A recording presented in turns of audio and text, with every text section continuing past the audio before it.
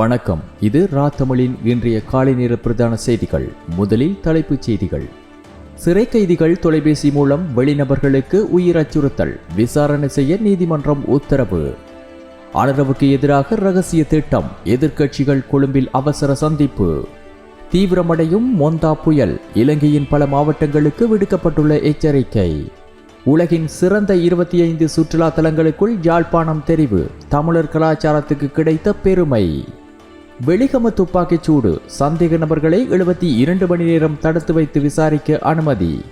பாரிய மோசடியில் சிக்கிய கிஸ்புல்லா, $2 மில்லியன் நாமம்.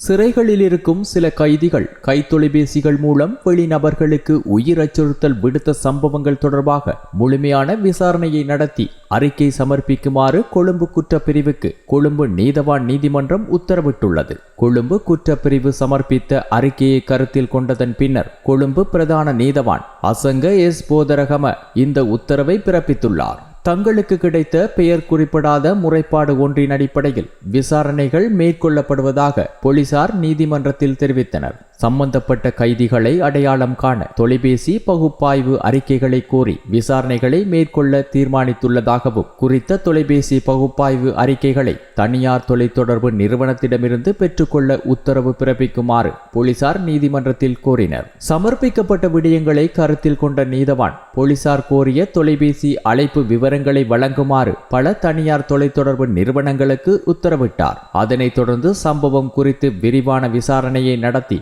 அதில் சம்பந்தப்பட்ட சந்தேக நபர்களை கைது செய்து நீதிமன்றத்தில் ஆஜர்படுத்துமாறு நீதவான் போலீசாருக்கு உத்தரவிட்டார். இதேவேளை பூச சிறைச்சாலையின் விசேட பிரிவுக்கான சிறை கூடத்தில் இருந்து 14 கையடக்க தொலைபேசிகள் கண்டுபிடிக்கப்பட்டுள்ளன. இது தவிர 25 சிம் அட்டைகள் உட்பட மேலும் சில உதிரி பாகங்களும் கண்டுபிடிக்கப்பட்டுள்ளன. நேற்று காலை போலீஸ் விசேட அதிரடிப்படையின் மேற்பார்வையின் கீழ் சிறைச்சாலை பூச சிறைச்சாலையின் விசேட பிரிவில் உள்ள சிறை கூடங்களில் முன்னெடுக்கப்பட்ட சோதனையின் போதே இந்த கையடக்க தொலைபேசிகள் மீட்கப்பட்டுள்ளமை குறிப்பிடத்தக்கது. அரசாங்கத்திற்கு எதிராக எதிர்வரும் நவம்பர் 21 நுகேகுடவில் நடைபெறவுள்ள மாபெரும் மக்கள் குரல் எதிர்ப்பு பேரணி குறித்து கலந்துரையாடுவதற்காக எதிர்க்கட்சிகளின் முக்கிய பிரமுகர்கள் மற்றும் பல்வேறு அரசியல் கட்சிகளின் பிரதிநிதிகள் நேற்று கொழும்பு கொம்பனி தெருவில் உள்ள பிரபல பெருந்தகம் ஒன்றில் அவசர சந்திப்பை நடத்தினர். மிகவும் ரகசியமாக நடைபெற்ற இந்த சந்திப்பில் எதிர்வரும் நவம்பர் 21 பேரணி குறித்து நீண்ட நேரம் கலந்துரையாடப்பட்டுள்ளது. இதன்போது ஒரு அரசியல் தலைவர் குறித்த பேரணியை அரசாங்கமும் உன்னிப்பாக கவனித்துக் கொண்டிருக்கிறது. எனவே அதிகபட்ச ஒழுக்கத்துடன் இந்த பேரணியை நடத்த வேண்டும். ஏனெனில் அரசாங்கம் இந்த பேரணியில் குழப்பங்களை ஏற்படுத்த முயலலாம் என்று எச்சரித்துள்ளார். மற்றொரு தலைவர், ஆம், அது உண்மைதான். மிகப்பெரிய மக்கள் கூட்டம் வரவிருப்பதால் மக்கள் கூட்டத்தை கட்டுப்படுத்துவதில் சம்பந்தப்பட்டவர்கள் மிக எச்சரிக்கையுடன் செயல்பட வேண்டும். மக்கள் கட்டுப்பாடு குறித்து எங்கள் அமைப்பாளர்களுக்கு நல்ல புரிதலை ஏற்படுத்த வேண்டும் என்று தெரிவித்துள்ளார். இடதுசாரி பாரம்பரிய அரசியல் கட்சியின் தலைவர் ஒருவர் ஐக்கிய மக்கள் சக்தி நிச்சயமாக பங்கேற்கிறதா என்று கேள்வி எழுப்பினார். அதற்கு பதிலளித்த எதிர்க்கட்சியின் சிரேஷ்ட தலைவர் ஒருவர், ஆம், நிச்சயமாக பங்கேற்கிறது. இது தொடர்பாக கலந்துரையாட அண்மையில் நடந்த கூட்டங்களில் நாடாளுமன்ற உறுப்பினர் சுஜீவ சேனசிங்க தொடர்ந்து கலந்து கொண்டார். கடந்த வெள்ளிக்கிழமை இரவு தலவத் கொடையில் யூடியூபர்கள் நடத்திய சந்திப்பிலும் சுஜீவ சேனசிங்க பங்கேற்றார். எனவே ஐக்கிய மக்கள் சக்தி குறித்து எந்த பிரச்சனையும் இல்லை. சுஜீவ உள்ளிட்ட சிலர் எங்களுடன் ஒருங்கிணைப்பு பணிகளை தொடர்ந்து மேற்கொண்டு வருகின்றனர் என்று உறுதிப்படுத்தினார். இந்த சந்தர்ப்பத்தில் நுகேகொட பேரணிக்கான ஊடக பிரச்சாரம் மற்றும் சமூக ஊடக பிரச்சார பொறுப்புகளை பிரித்துக் கொள்வது குறித்தும் முடிவெடுக்கப்பட்டது. இது குறித்து மேலும் கலந்துரையாட விரைவில் மற்றும் ஒரு சந்திப்பு நடத்த தீர்மானிக்கப்பட்டது. சென்னைக்கு கிழக்கே சுமார் 440 கிலோமீட்டர் தொலைவில் இருக்கும் மொந்தா புயல் மணிக்கு 17 கிலோமீட்டர் வேகத்தில் நகர்ந்து வருவதாக இந்திய வானிலை ஆய்வு மையம் அறிக்கை விடுத்துள்ளது. இதனால் வங்காள விரிகுடா மற்றும் அரபிக்கடல் பிராந்தியங்களை பயன்படுத்துவோருக்கு எச்சரிக்கை விடுக்கப்பட்டுள்ளது. மறு அறிவித்தல் வரை குறித்த கடற்பிராந்தியங்களில் கடற்தொழிலில் ஈடுபட வேண்டாம் என தெரிவிக்கப்பட்டுள்ளது. தென்கிழக்கு வங்காள விரிகுடா மற்றும் அதையொட்டிய தென்மேற்கு வங்காள விரிகுடாவில் ஏற்பட்ட ஆழமான காற்றழுத்த தாழ்வு நிலை மேற்கு வடமேற்கு நோக்கி நகர்ந்து மொந்தா என்ற புயலாக தீவிரமடைந்துள்ளது. 26ஆம் தேதி இரவு 11:30 மணிக்கு தென்மேற்கு மற்றும் அதை ஒட்டிய தென்கிழக்கு வங்காள விரிகுடாவில் முல்லைத்தீவில் இருந்து வடகிழக்கே 610 கிலோமீட்டர் தொலைவில் நிலை கொண்டுள்ளது. இந்நிலையில் தற்போது வடக்கு வடமேற்கு நோக்கி நகர்ந்து இன்று காலை ஒரு புயலாக மேலும் தீவிரமடைந்து இன்று மாலை அல்லது இரவு ஆந்திர பிரதேச கடற்கரையை கடக்கும் என்று எதிர்பார்க்கப்படுவதாக இந்திய வானிலை ஆய்வு மையம் தெரிவித்துள்ளது. எனவே காங்கேசன்துறையிலிருந்து திருகோணமலை வழியாக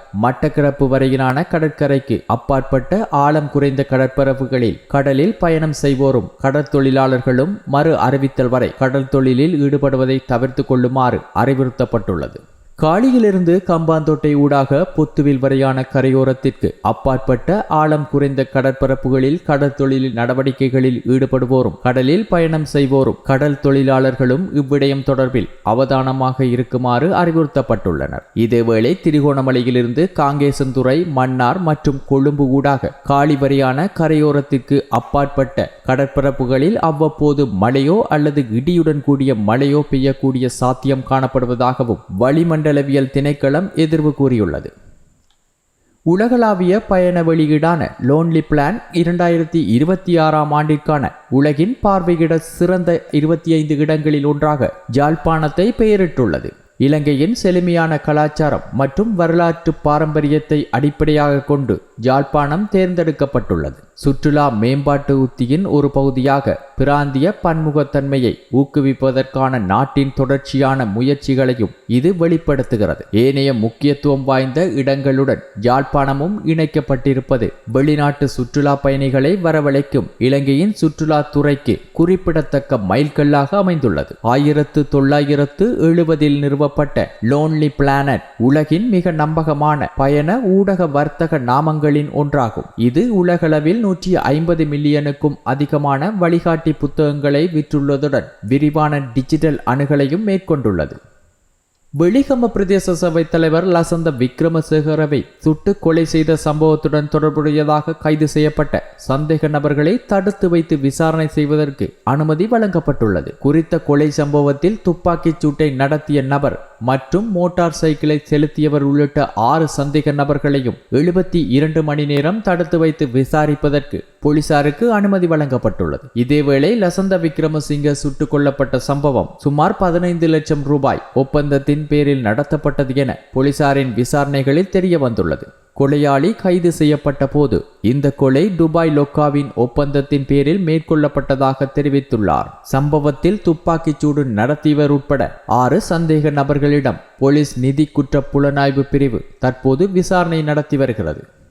இலங்கை நாடாளுமன்ற உறுப்பினர் முகமது கிஸ்புல்லாவிடம் போலி தங்க ஒப்பந்தம் மூலம் $2 மில்லியன் மோசடி செய்ததாக கானா நாட்டு ஊடகங்கள் தகவல் வெளியிட்டுள்ளன. மோசடிக்கு ஏற்பாடு செய்ததாக குற்றம் சாட்டப்பட்ட 11 சந்தேக நபர்களுக்கு அக்ரா வட்டார நீதிமன்றம் பிணை வழங்கியுள்ளது. தங்கத்தை வழங்குவதாக உறுதியளித்து பணத்தை பெற்றுக்கொண்டு அதை வழங்க தவறியுள்ளதாக அவர்கள் மீது குற்றம் சாட்டப்பட்டுள்ளது. சந்தேக நபர்கள் தங்கத்தை விற்பனை செய்வதாக கூறி தனிநபர்களை ஏமாற்றும் கடத்தல் கும்பலின் ஒரு பகுதியாக இருந்ததாகவும் தெரிய வந்துள்ளது. 2023ஆம் ஆண்டில் சலே என்பவரும் அவரது நண்பர்களும் தங்கத்தை வழங்குவதாக கூறி முன்னாள் நாடாளுமன்ற உறுப்பினர் கிஸ்புல்லாவிடம் $2 மில்லியன் மோசடி செய்ததாக விசாரணைகளில் தெரிய வந்துள்ளது. பணத்தை பெற்ற பிறகு அவர்கள் தங்கத்தை வழங்க தவறிவிட்டனர். மேலும் முன்னாள் நாடாளுமன்ற உறுப்பினருடனான அனைத்து தொடர்புகளும் துண்டிக்கப்பட்டமை தெரிய வந்துள்ளது. பின்னர் சந்தேக நபர்கள் கிஸ்புல்லாவுடன் மீண்டும் தொடர்பை ஏற்படுத்தி கொண்டு 50 கிலோகிராம் தங்கத்தை விற்க முன்வந்தனர் மற்றும் பரிவர்த்தனையை சட்டபூர்வமாக்க ஒரு புரிந்துணர்வு ஒப்பந்தத்தில் கையெழுத்திட்டனர். இது தொடர்பான முறைப்பாட்டை தொடர்ந்து கடந்த 16ஆம் தேதியன்று கானா தேசிய பாதுகாப்பு குழுவால் சந்தேக நபர்கள் கைது செய்யப்பட்டனர்.